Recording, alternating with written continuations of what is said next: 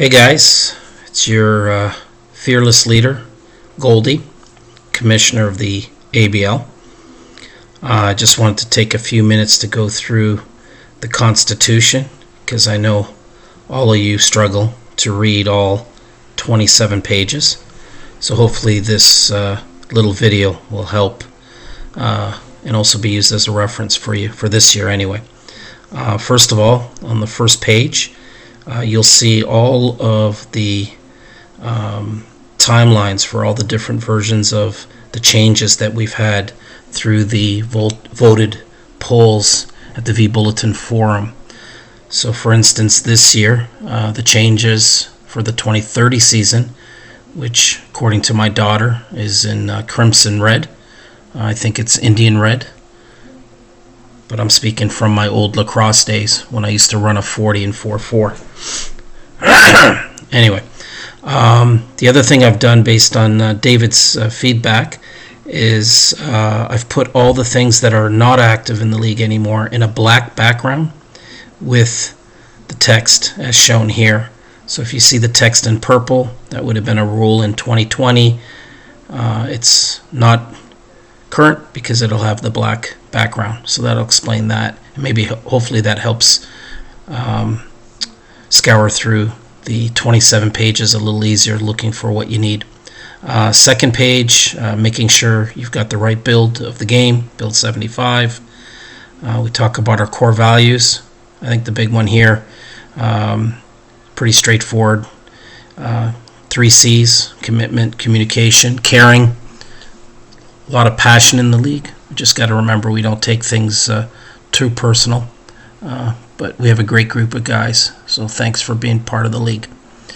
League evolution, I've already updated it for the contraction back to 24 teams, and then as everyone is aware, we have 4 levels of minors. We're adding a rookie winter ball league this season, and also another feeder league for high school, or from high school, which should be interesting. Sliding down,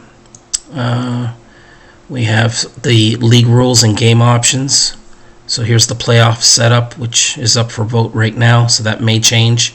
Then you have screenshots for all the league settings, which you don't have access to in the game because you're not in commissioner mode. So I've always been a proponent to give you the transparency of each screen, so you could take a look at what's behind the scenes, and that way I have no unfair advantage of knowing something that you don't. So there's a few pages of those screenshots. I'll update them for the 2030 season as well. And then here's our first page where we have an old defunct rule which talks about how we set up the league in 2012. I like to keep the history intact. It's always good to look back at how things were done.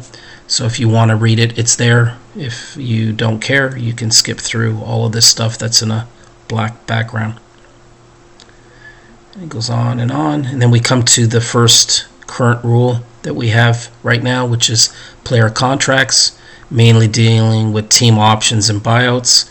It's very important to understand these pages in order not to suffer penalties for not following the rule.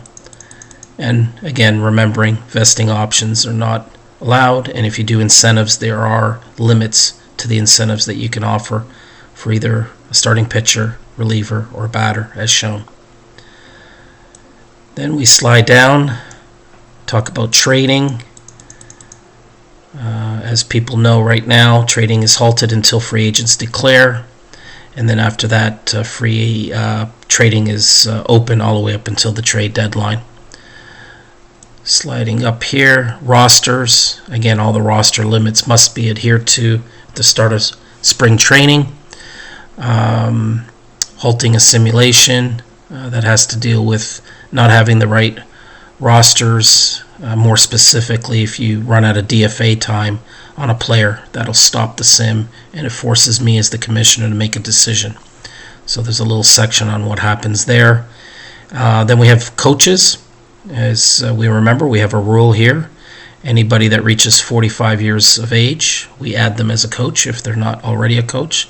So keep that in mind if you're needing a coach in the off season. There could be some new candidates that show up. And then here's the rule that we're voting on right now, which appears to be passing. So I've put a little blurb about that, and I've shown an example of a good coaching staff with no vacancies. Good work, Mike. Nice to see that you've got that straightened out. And then we go into communication and then new and changing rules. Anytime we put a new rule, it's 51% minimum majority. If we're changing an existing rule, then it's a 75 minimum majority. And anyone that doesn't vote, I as the commissioner can cast your vote. And then just keep in mind, as the commissioner, from time to time I may implement a rule in the best interest of the league or my own time. The schedule, this is something that we'll take a look at depending on what alignment we go with, so this may change. Just sliding down further, this talks about the expansion. And then the change in the commitment program, we put the Barry Buck GM participation program in here, where we're going to be charting like we did a few years ago or seasons ago, the individual exports. And then it has specifics on how you can achieve each of the Barry Bucks sections. For instance, exporting, trivia, contests, PRs. We have a new section called bonus PR that's available as a one-time thing. Polls, recruitment, that's a big one. Finding the right GMs for the league. And then we have miscellaneous rules like Barry Bucks are not tradable, and obviously you can carry the balance forward if you don't use it all. And then once you're at the store, I'm not sure if this looks like Barry, but it could. He's got this devilish smile. This is where you can spend your bucks that you've earned. So personality traits and the cost, coaching improvements and the cost, ballpark modifications and the cost. If you want cash, you can do that. You can edit player names or nicknames, or the infamous Godspeed pill, which if you do get a CEI, which is bad luck, but if you have 25,000 Barry Bucks stored and you're really against something like that and you want to bring this person back to life, well, there you go. Now you at least have an option.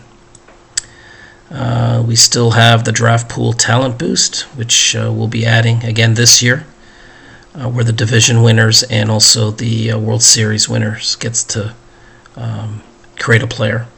The revenue sharing, been real happy with the way this has worked. We have the tax rate as a question mark because it does vary from year to year. And then sliding down, if you ever forget or need to set up the game again on your computer, here are the instructions. The same for Stats Lab, for setting it up.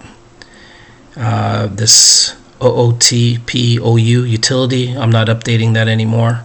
Stats Lab, in my opinion, is far better. And then new to you, if you missed it, I might have made a brief mention to it for potential GMs looking to join the ABL. I created a guest account where you could sign in and look around but not really touch anything. So the username is GuestPass and the password is GuestPass as shown. So you could share that with friends or colleagues that you think might be interested in the league. That'll give them a quick way of looking without officially signing in. And that's about it. So there's your 27 pages. So hopefully this helped you a little bit. Have a great day.